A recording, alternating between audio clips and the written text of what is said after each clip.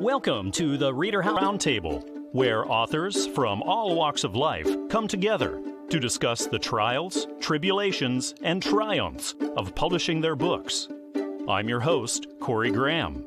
Join us here every Friday night at 8 p.m. or listen anytime via podcast at Spotify, Apple Podcasts, Stitcher, TuneIn, and PodServe, to name just a few. The Author Roundtable is sponsored by ReaderHouse Online Bookstore, where the independent new authors come first. The new book in stores now by Judith Perrine Armour. It's titled In the Covenant of the Ark, a prophetic journey of hope.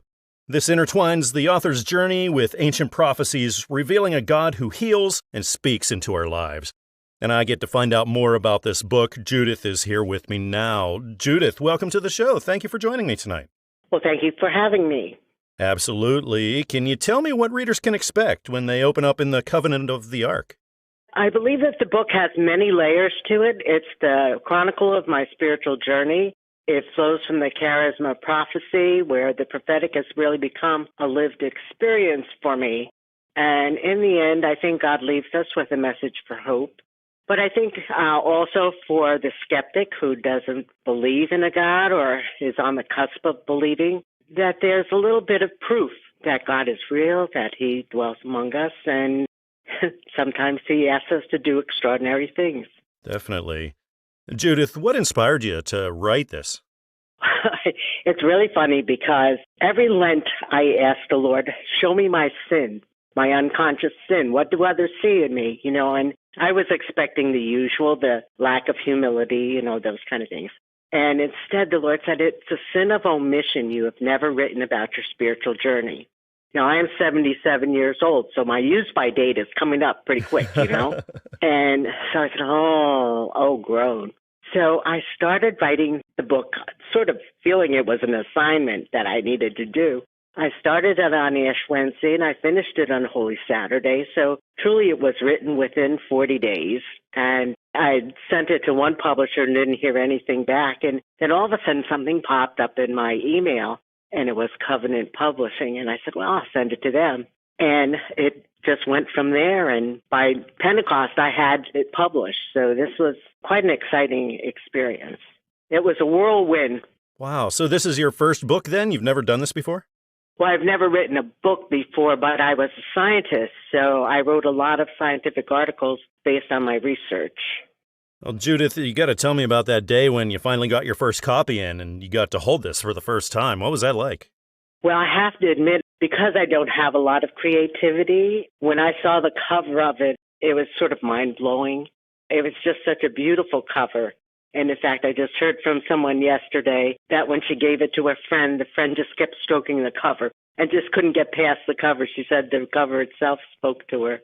So I think that was pretty exciting. Now, looking down the road, do you see yourself doing it again? Do you think you got more books in you? No, honestly.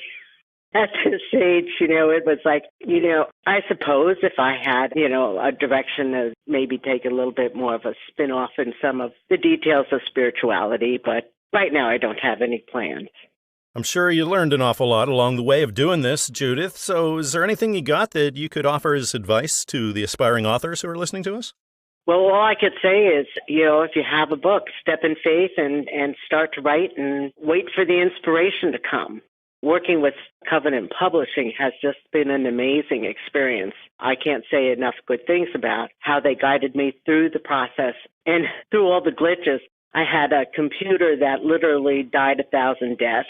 I had FiOS that went out for an entire week after I got my new computer, and mine was the only switch in the neighborhood that was bad. So be prepared for all those little glitches, and especially at my age, trying to get through all the electronic stuff was somewhat of a challenge.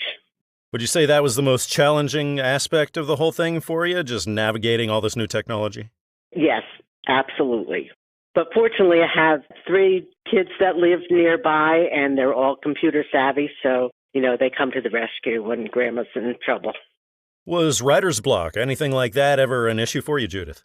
No, it really flowed and was the last 2 chapters of the book were so inspired that when I finished writing them, I looked and I said, oh my goodness, I don't know how that came to be, because it was sort of mind-blowing that just as I started to write, it was all coming to me and laid out in a beautiful fashion. And I think the conclusion to the book is one of great hope and promise.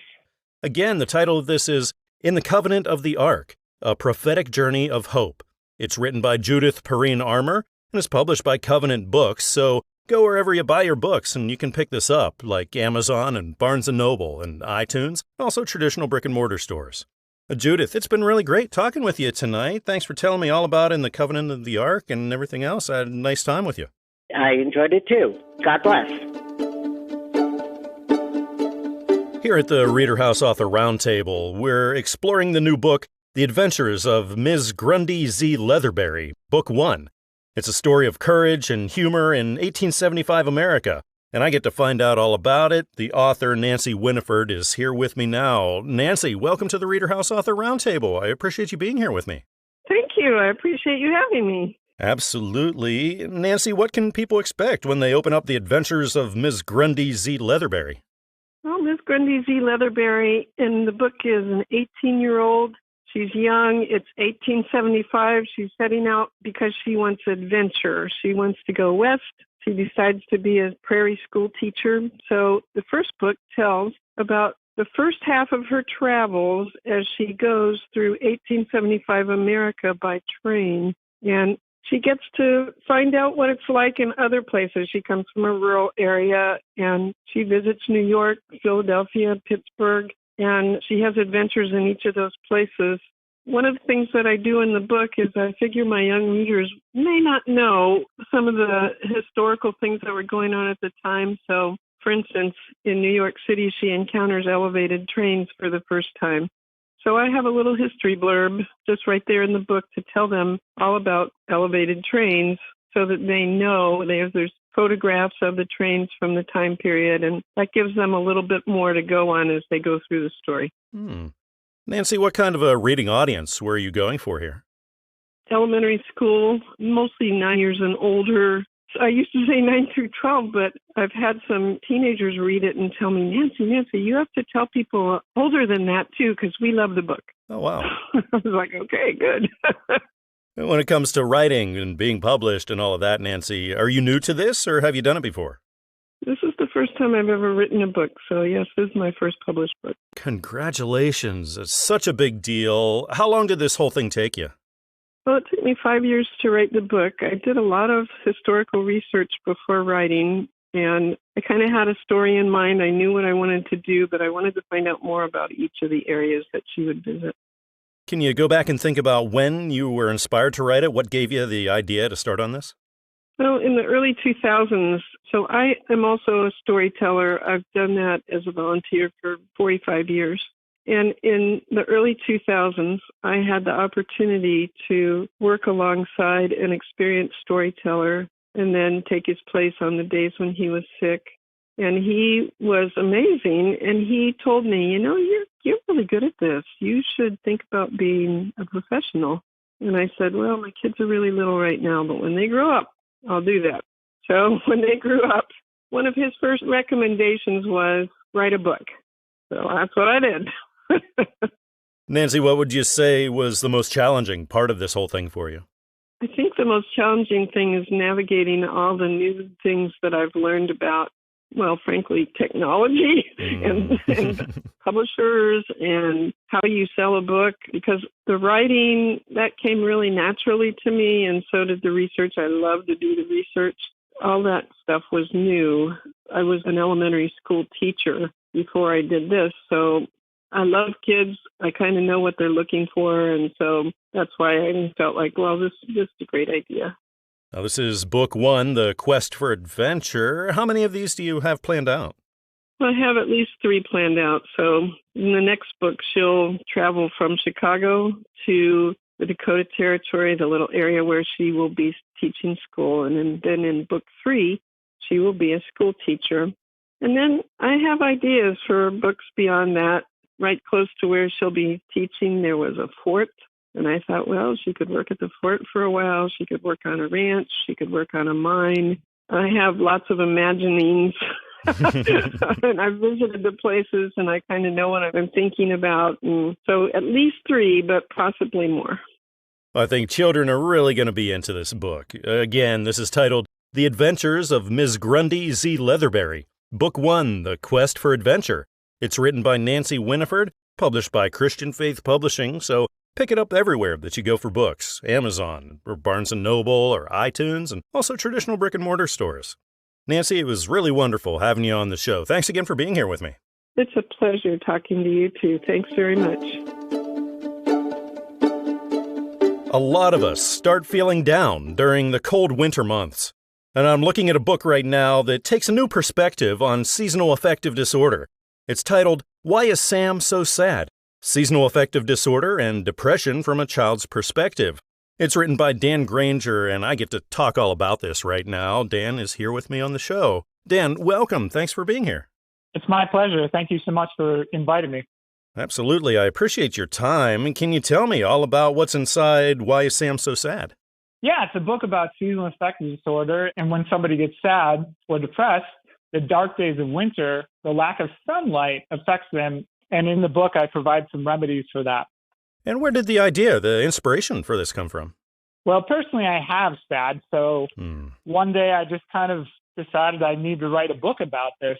When the dark days of winter come into play, it's harder for me to kind of be happy. And so I've been with it for my whole life. And I've just decided, hey, you know what? Maybe more people need to hear about this. And it needs to be something that more people know. So this is from a child's perspective. Would you say then it's a children's book geared mainly toward kids? Yes, it's a children's book. It's a picture book. I see it more for tweens and teens. I wrote it with the intent that maybe 5th grade or 4th grade, and then on to maybe somewhere around middle school. But depression is kind of hard to talk about with the younger kids. So it's kind of an abstract thought. But that's pretty much what this book is about, is depression, because it's a part of depression. So I leave some remedies for that too.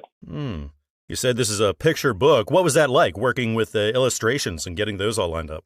It was one of the coolest things I've ever done, because every time that there was something new, it went from sketches to color to deciding what your cover was going to be. And every time it was something new, I looked forward to that. And it was just creating it was little by little. And I've never done this before. And it was just so incredible to have this process. It was your first book, like you said. How long was that process? Did it go on for a while? You asked the perfect question. How long did it take you to complete the book?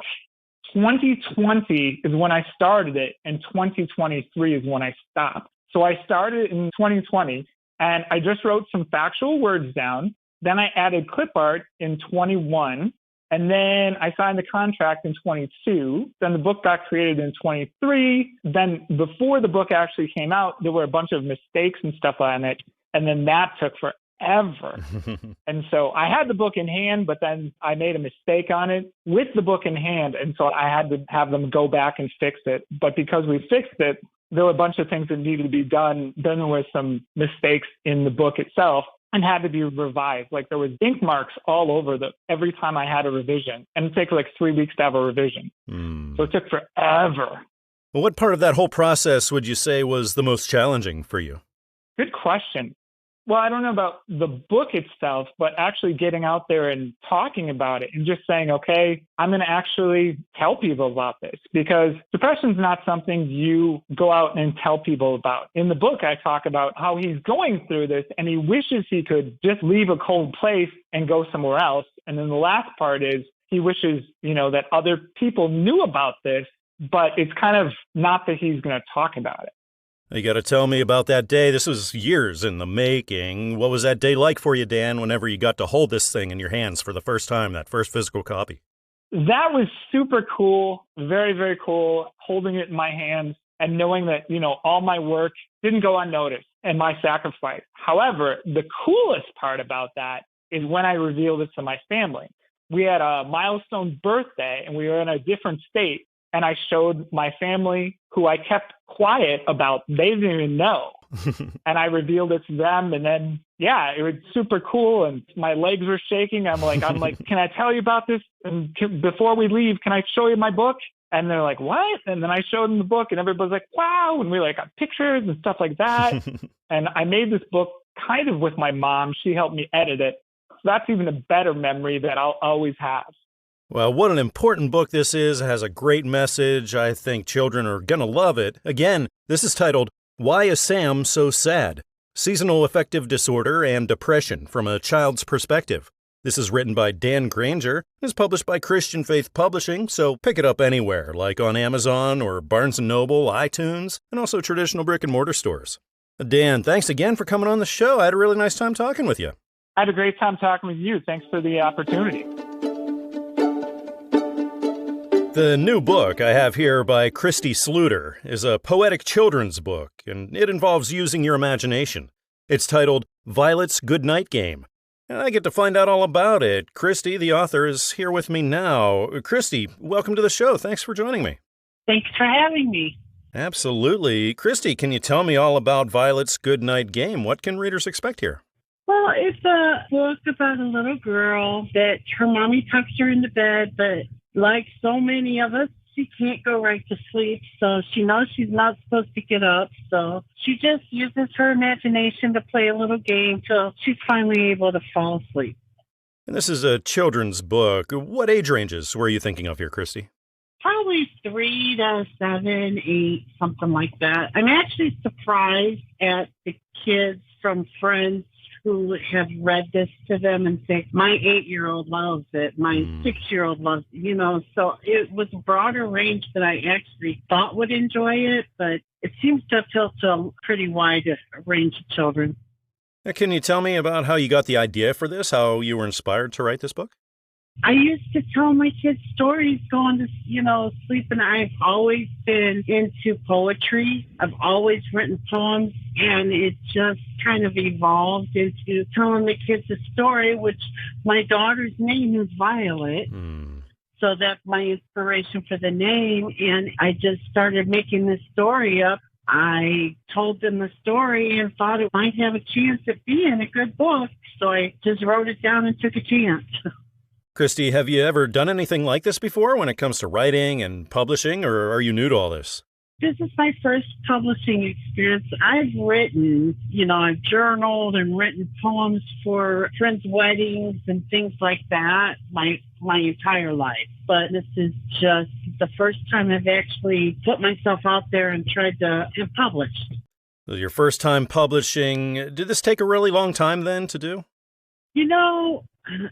Not to tell my age, but when I first wrote the story, internet and everything wasn't as available. So this story has been around in my head for a long, long time. And I just didn't have all the tools I needed to get it published. And then with the course of, Googling it, you can Google anything and find it nowadays, And with, the advances in technology, I was able to find a publisher who was very interested, and the rest is history.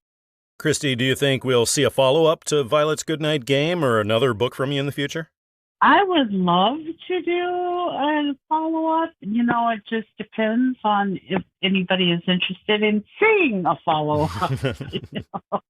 I have lots and lots of ideas in my head. I just haven't written them all down, but I actually have ideas to make it kind of a series-type book. Well, this book was a really long time in the making, so whenever you got that physical copy in, that first one, you finally got to hold your book in your hands, Christie. What was that moment like for you? It was just pure joy, pride, amazement that I finally did it. There were tears of happiness, It was actually not as painful of an experience as I thought publishing it. I just felt like I had accomplished a lifelong dream, and it was just a wonderful feeling. Well, based on that whole experience, that whole journey through publishing, do you have any advice now that you could offer to aspiring authors? Just don't give up. If you feel like you have a story to tell, there's people out there that want to read it. And, never underestimate yourself, because it's a talent, it's a gift, and I believe it's given to us for a reason. And, your point of view might be the one that millions of people are looking for. So don't give up and just persevere. So when you're writing your poetry, Christie, do you ever deal with writer's block or anything like that where just the words aren't there for you? Yes, I actually do. If I try to sit down and force it and I'm blocked, I just walk away because it's not ready. That's wise. Well, I think children are going to love this poetry, love this whole book. Again, it's titled Violet's Goodnight Game. It's written by Christie Sluder and is published by Newman Springs Publishing, so you can find it anywhere like Amazon or Barnes & Noble or iTunes, and also down the street at your local bookshop. Christie, it's been really nice having you on the show and talking with you here tonight. Thanks again for your time. Well, thank you so much for having me. I enjoyed it. Readers of the new book by Donna Schambach will discover how Christmas can be a beacon of hope even in life's most challenging moments.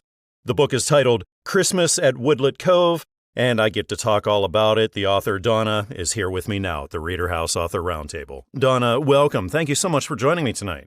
It's my pleasure and honor, Corey. Thank you. It's my pleasure as well, Donna, to be speaking with you. Can you tell me all about Christmas at Woodlet Cove? What will readers find here? Well, this is a book that was written, it was actually inspired by a real life experience that I had. And the intent behind it was to give people who've had brokenness in their life that they feel may not be able to be fixed, maybe even to the point of darkness, that there's light, that there's hope, and there's always opportunity for restoration. Great message. What were those real life experiences, Donna, that led you to write this? Well, I'm a traveling minister, and I was invited to the Northwest, around the Seattle area. The minister wanted me to speak in his church, but he had me stay at the home of his parents, who were retired pastors. And the place that I stayed was just in the most beautiful setting. It overlooked the Puget Sound. It was in a huge log retreat center with plate glass windows, and they put me in the garage loft, and everything about it was a fairy tale. The best part about the visit was these parents, these retired pastors, the way that they honored me as a person, the way that they responded spiritually. You could just feel that their love for Christ was a reality, and there was something healing in it. And I began to think about, wouldn't this be awesome if there were more opportunities for people to experience the life of Christ in a healing environment and really get some restoration and healing that might be needed. So that was really the inspiration behind it. I had never written a fiction work before. The story just kind of came to me as I decided that I'm going to put this into a story form and see what God does with it. And that's how it was birthed. So being this was your first book, was it something that took you a long time to produce, then get published? Well, I have written, of course, nonfiction before, and those are a little bit more grueling because I'm a teacher by heart and by career. You know, there's a lot of research that has to be done. And with this particular book, even though there was some research behind it, it seemed to flow. I mean, honestly, I have never had that kind of experience with writing before. The whole story came together. When I was a young writer, I never really wanted to do fiction because I didn't think I was that great a storyteller. But I feel like this one, I don't know, it kind of wrote itself. It was just something that all of the elements were there. And a lot of people, they're familiar with the Hallmark Channel at Christmas, and I've watched my share of those. But there's just something about that type of a setting that makes a great story. So all those elements seem to come together. And rather quickly, to answer your question specifically, I think the entire book came together about 3 or 4 months total. And what was it like when you finally got to hold it, when that first copy came in and you got to see this thing physically? What was that like? I was elated. They did such a beautiful job with the cover, and they captured my heart with even the way they printed it. And you know, it's like it's your baby, you know, it's your child, and it feels good not just to hold it in your hands, but to know that it might potentially help somebody down the road. So now to you, after doing all this writing and publishing, what's the most rewarding aspect to you of being a published author? When you actually hear people say, I have a daughter that needed this book. It was just on time. It brought her great hope and encouragement. Please let me know when your next one's coming out. When you know you're touching people's lives, that's the blessing of being able to be creative and share that with other people. Well, this sounds like such a wonderful book. I know readers out there are really going to enjoy it. Again, it's titled Christmas at Woodlet Cove. It's written by Donna Schambach and is published by Christian Faith Publishing, so go over to Amazon or Barnes & Noble or iTunes and traditional brick-and-mortar stores, and you'll be able to get this. Donna, thank you again for coming on the show and telling me all about this. I had a really nice time talking with you tonight. Thank you, Corey. Likewise, and blessings to all who are listening today. There's an epic story told in the new book by Frank Digweed. It's titled Silent Survival, and I get to talk all about this book. The author, Frank, is right here with me now at the ReaderHouse Author Roundtable. Frank, welcome to the show. Thank you for joining me. Oh, thanks for having me. My pleasure. The pleasure's all mine. Can you tell me what readers can expect here in Silent Survival? Well, the book Silent Survival takes place in the mid-1800s. The story begins with the immigration of an Irish family to America. These folks, they land in Boston, Mass. And from there, a couple of members of the family journey west. They claim a homestead land, and they build a farm. Now, the whole story revolves around all the hardships that this one family endures just to start a new life. And, I think the reader will find between the covers love and hate, lawlessness, injustice, greed and violence, and a whole lot of racism. There's lots of mystery, too. The book's got many twists and turns. In the end, it'll show how good overcomes evil and how strength can rise up to avenge injustice. It's going to keep you on your toes. Well, Frank, what kinds of readers were you writing for here? Who do you think would be really into this?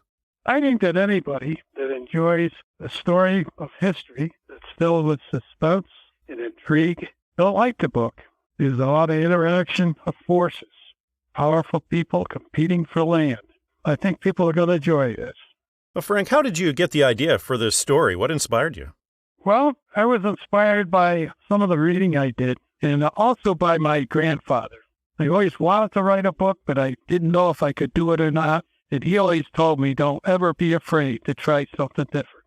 So that's pretty much my inspiration. So this is your first book, the first time you've been published? It is. It is the first book I've published. Quite an adventure. Wow, congratulations. How long did this all take you? Well, it took me quite a while, a good 2 years. That's not counting all the rewrites and a whole bunch of editing. Then when that day came and you finally got the first copy, you got to actually hold your book for the first time, Frank. What was that moment like for you? Well, I got a sense of accomplishment, I guess you'd say, and I had succeeded in doing something that's way outside my comfort zone. I'm a machinist by trade, so this is quite a stretch. Yeah, it's been good. I learned a lot. Hopefully it puts something out that the reader's going to really like. You just mentioned that you learned a lot along the way of doing this. Do you have any advice now that you could offer to authors who are just starting out? Yeah, I would say, like my grandfather, I said, don't be afraid to try something new. If you do this, you should be prepared for some hard work. Don't get discouraged, and above all, enjoy the whole experience. I did. Well, Frank, have you given thought to writing more, maybe doing a follow-up to this one or something maybe different in the future? Yes, I have. I've got a rough draft. And I think that possibly I'd take this storyline and the characters in it and then move it on to probably another later time. The people would age and they'd have children and they'd move the whole storyline up the whole time segment. Now, earlier we mentioned the publishing process, the rewrites and everything involved in that. Frank, what did you find the most challenging aspect of that publishing process? Well, I was not so much challenged about using my imagination and creating the story, but getting familiar with my computer and putting everything together in a proper form. Like I say, I've never written anything before, so it's quite a different experience. Did you find yourself getting writer's block at any point? Oh, yeah. I think I picked this thing up and put it down a whole bunch of times. I think my grandfather, I keep coming back to him because he said, don't ever give up on something, And I put a lot of work into it. And the more work I put into it, the more of a challenge it was, and the more I was determined to bring it to an end. Now that you're a published author, Frank, what's the most rewarding aspect of that for you? My sense of accomplishment. Like I said before, I'm a toolmaker by trade, and just to pick up something like this that I've always wanted to do and bring it through to completion is really, really, really satisfying. I think a lot of readers are going to love this story. I encourage my listeners to go check it out. Again, it's titled Silent Survival. It's written by Frank Digweed, published by Newman Springs Publishing, and it's available everywhere, so head on over to Amazon or Barnes & Noble or iTunes, also traditional brick-and-mortar stores, and you'll be able to pick this up. Well, Frank, thank you again for coming on the show and telling me all about this. I had a nice time talking with you. Okay, well, thank you. We're going to be talking about an audiobook now that tells us about the lives of the men and women in uniform who save lives. It's titled Concrete Lifeguards. It's written by Stephen Bialek, and Stephen is here with me now, and we get to talk all about this book. Stephen, welcome to the ReaderHouse Author Roundtable. Thank you for being here. Thank you. Stephen, can you tell me all about Concrete Lifeguards? What do people find here? Yeah, well, it's about a New York City Fire Department, EMS, from 1991 to 2002. This all came about because of COVID. Everybody was on lockdown. Right. And what we would used to do, just like the New York police, we had memo books, and we would write little notes on particular jobs that we did during the day of that shift. Basically, I had 30 years worth of notes I went through. Yeah, I always wanted to do a book about this, but I just kind of never thought I'd end up doing it. After 10 years when I was writing, I guess 2002, after 9/11, I basically kind of stopped because everything was just crazy. Yeah. Yeah, so I went back and had to decipher my own handwriting, which is pretty difficult from 30 years ago. Unfortunately, my wife passed from COVID also. Oh, I'm sorry. Yeah, in the book, it's dedicated to Jeannie Dugan. You know what I mean? Just like anything else, life goes on. But the book is about the EMTs, the medics, the firefighters for the 10 years from 91 to 2001. And everything was all great and everything until 9/11. And then it became a reality. Well, what was it like for you, Stephen, whenever you got the first copy and you got to hold a physical copy of this book you've been working on? Basically, I was kind of surprised. I did it. That was the thing. It took me a while, 30 years, and I had some help. He was a New York City police officer. He writes science fiction, so he kind of knew the ins and outs of publishing. Like I said, we kept going over my notes, and he's like, what does this say? And I go, I'm really not sure. I'm retired 10 years now from fire department. And people ask, so when are you going to come out with book 2? And I said, listen, I'm freaking 63. It took me 30 years to write this book. I'll be 93. I said, if it comes out with another book, it's going to be either Connect the Dots or a coloring book. I love it.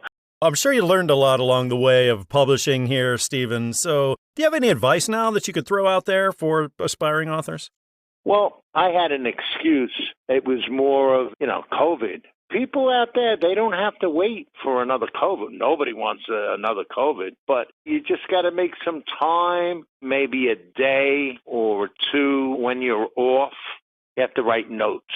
That's what I would recommend. If people, especially now in this type of field, it was also type of a therapy also.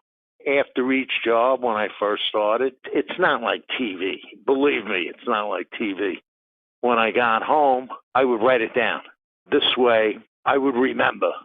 Well, Stephen, now that you're a published author, what's the most rewarding aspect of that for you? I've donated some of the proceeds to fire department, burn unit, stuff like that. Here and there, I'll speak to people. People want pictures, so I do that. 9 times out of 10, I'll give them a book. They don't have to go on Amazon. I'm still involved with retirees. They run into problems, too. Give out gift cards here and there if anybody's got any financial problems. Like I said before, life goes on. Keep chugging along. Well, I think that audiobook listeners are really going to love this book, and I encourage my listeners to seek it out. Again, the title is Concrete Lifeguards. It's written by Stephen Bialek, published by the Audiobook Network, so you can get it everywhere that you pick up your audiobooks. Go on over to Audible or iTunes, Amazon. You'll be able to find it. Stephen, thank you again for joining me on the show and telling me about your stories and about this book. I had a nice time talking with you. It's a pleasure. The book we're going to talk about now here at the ReaderHouse Author Roundtable is a new 30-day devotional. It's titled Satan, Suicide, and Sanctuary. It's written by Dawn Early, and we're going to talk all about it. Dawn is here with me now. Dawn, welcome to the show. Thank you for being here. Thank you for having me. Of course, the pleasure's mine, Dawn. Can you tell me all about Satan, Suicide, and Sanctuary? What will readers find here? This book will tell the journey that I went through of a time when I had a suicide attempt. It took me 3 years to sit down and write my story. I think because the numbers have been increasing so much, I just felt like people ought to know what it's like for somebody like me that would not even think about an attempt that could be pushed to that limit. So it involves bullying in the workplace, internet harassment, things you just don't want to go through. Is this primarily for people who have experienced these things? I would say it would be for anyone who experiences anxiety, depression, bullying, especially if you're a person that has never thought about a suicidal ideation before and you never thought you would, but you may find yourself in a situation one day that you cannot handle. And how long did this take you to write, Dawn, once you had decided to start on it? When I sat down, probably about 3 to 4 months, it just, the words flowed. I prayed over it really hard, and the scriptures came, the words came, the pictures, the illustrations, the title, it just all fell into place. Dawn, can you go back and think about that moment that you decided, hey, I want to sit down and get started writing this book? I think when I finally was able to comprehend through therapy, therapy's a great thing, that there's all types of people in the world.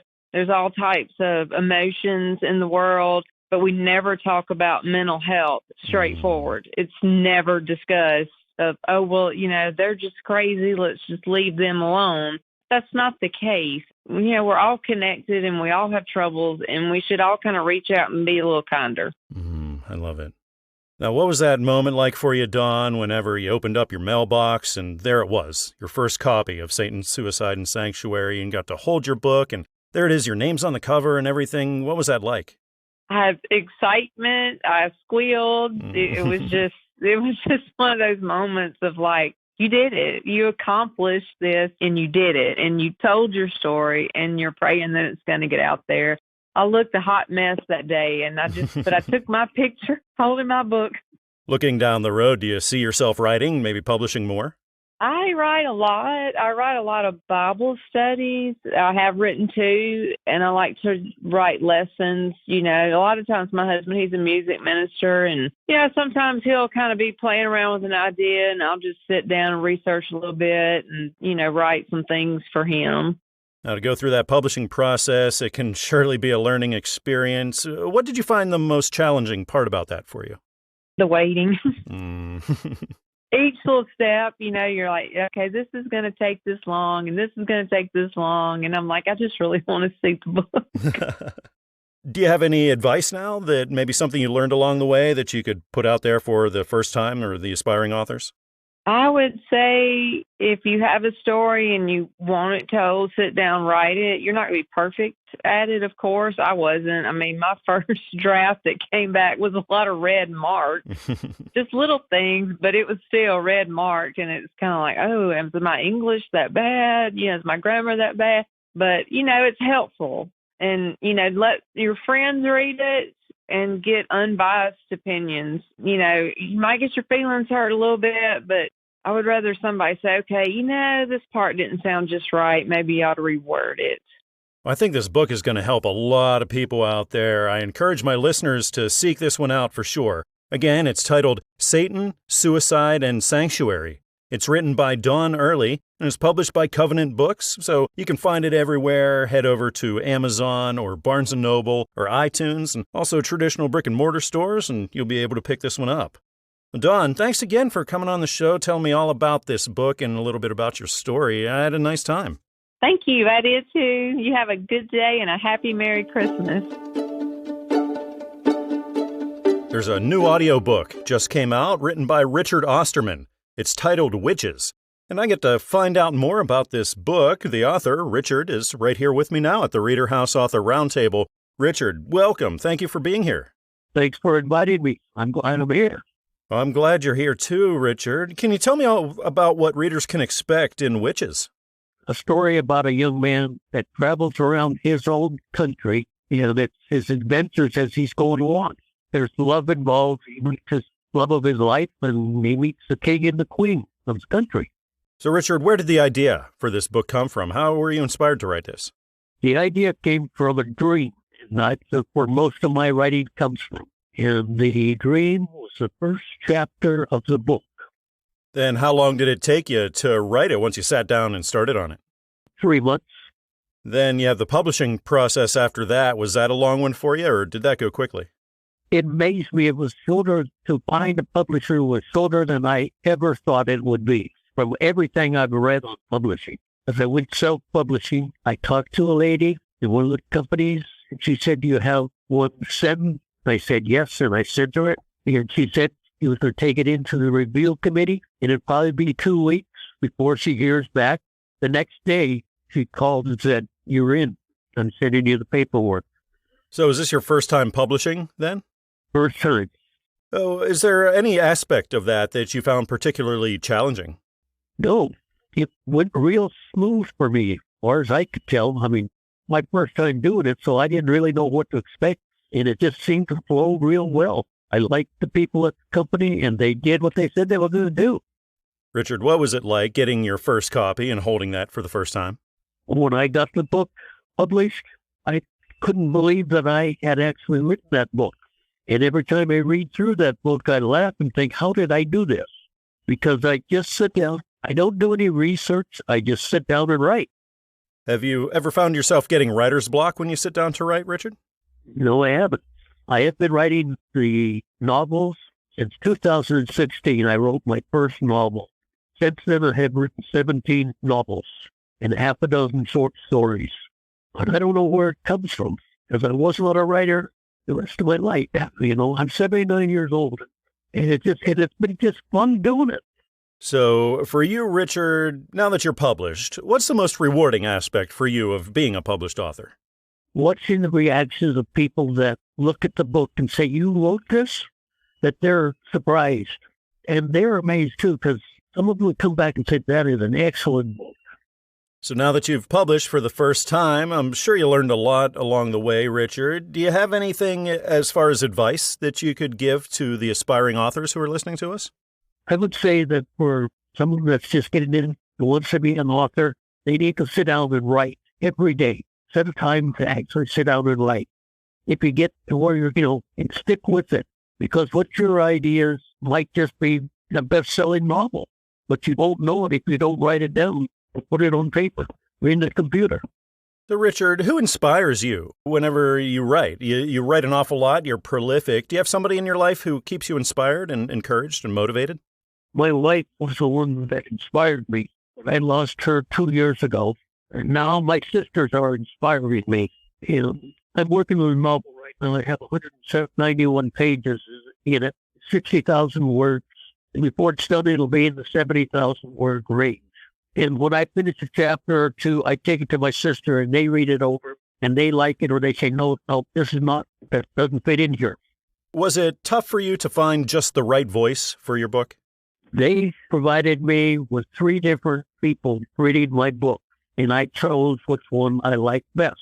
Again, I had my sisters listen to it, and some other people listen to it, all 3 of them, and they individually chose the same one.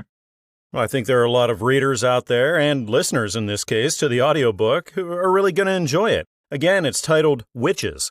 It's written by Richard Austerman, and it's published by the Audiobook Network, so of course you can get it on Audible or the iTunes Store or Amazon, everywhere you pick up your audiobooks. Richard, thanks again for joining me here tonight and telling me about Witches. I had a nice time chatting with you. Thank you for having me.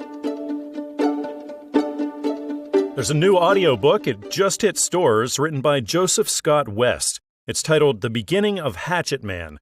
And I get to find out all about this book. Joseph is right here with me now at the ReaderHouse Author Roundtable. Joseph, thank you for being here. Welcome. Thank you for having me. It's my pleasure. Joseph, can you tell me all about The Beginning of Hatchet Man? It's about two teens. I got abused by the parents, sex abuse, bullying, everything. Nobody helped them out. So one thing they can do is kill people to end the pain. Joseph, what sort of reading audience did you have in mind for this? It's for everybody. Teenagers, adults, it could be for anybody. And what gave you the idea for the plot of this book? A lot of things happening, stuff, and I just think about how to make it come alive, you would say. I just took some time, think about it, how to write it, and it come to me. We saw a lot of people being abused, sex abuse, and got nobody to help them. The only thing they can do is let out the pain. So that's give me an idea to write this book. Joseph, have you written and published before this, or is this your first book? This is my first time. Oh, congratulations. Did it take you a really long time to write and put through that publishing process? It took me about a year to do it. And it took me some couple months to figure out I can write it, figure out the people, what the name's going to be. It took a couple months to do it. And I finally got an idea of it, and I just started writing on the last year, and it took me about a year to write it. And it happens to all of us authors from time to time, and that's writer's block. Joseph, is that something that you encountered with this?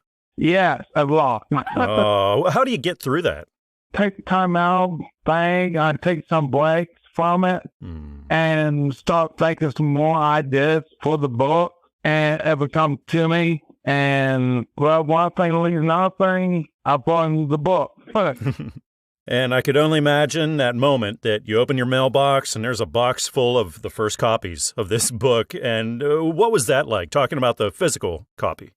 After my publisher told me I got proof of my be author stuff, and she sent me the copies of my book, and I was speechless.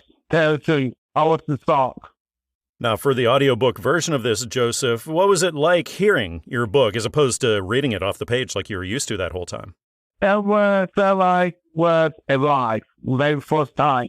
It make people see it, how it is in the book, and you realize it in your head, it will be, you'd be surprised. It gave me my wife goosebumps. When you were looking for that narrator to read this book, was it a challenge to find just the right voice that you were looking for? Yes. They give me 3 people, I believe. And then they send me the copies of it, how to prove it, don't prove it. And the last 2, they did not put my book alive like the first one did. And the guy who done it, I was very pleased with him. And he put his soul, his soul, his heart in the book. And that's why I'm looking for it, and that's what I want. Now, looking down the road, Joseph, have you thought about writing more and getting more published in the future? Yeah, after I got a new book coming out soon, I'm wrapping that up soon. It's remaster of Beginning of Hatchet Man, and this tells everybody how Tommy become what he is that day by his mom's dad. And I got half of that done already. And I'm taking my time, like I said. It takes some time to do it. And I want to make both gifts, hopefully for my fans and other people who want to read the book. So you've written your first book, and I'm sure it was quite a learning experience. So based on that, Joseph, do you have any advice now that you could offer to the aspiring authors? You got to take your time, think through, make a plan, come up with ideas, and put your plan to work. It's not easy to do. Put your mind to it, put your heart, and eventually you're going to get published by somebody. Well, I think a lot of readers and listeners, in this case to the audiobook, are really going to love this. Again, it's titled The Beginning of Hatchet Man. It's written by Joseph Scott West, and it's published by the Audiobook Network, so head over to Audible or iTunes or Amazon, and you'll be able to find this. Well, Joseph, I really appreciate you coming on the show here today and letting me know all about your audiobook. I had a nice time chatting with you. Well, thank you. We hope you enjoyed this edition of the ReaderHouse Author Roundtable. where authors from all walks of life come together to discuss the trials, tribulations, and triumphs of publishing their books. We hope to see you back here every Friday night at 8 p.m. or listen anytime via podcast at Spotify, Apple Podcasts, Stitcher, TuneIn, and PodServe, to name just a few. The Author Roundtable is sponsored by ReaderHouse Online Bookstore, where independent new authors come first.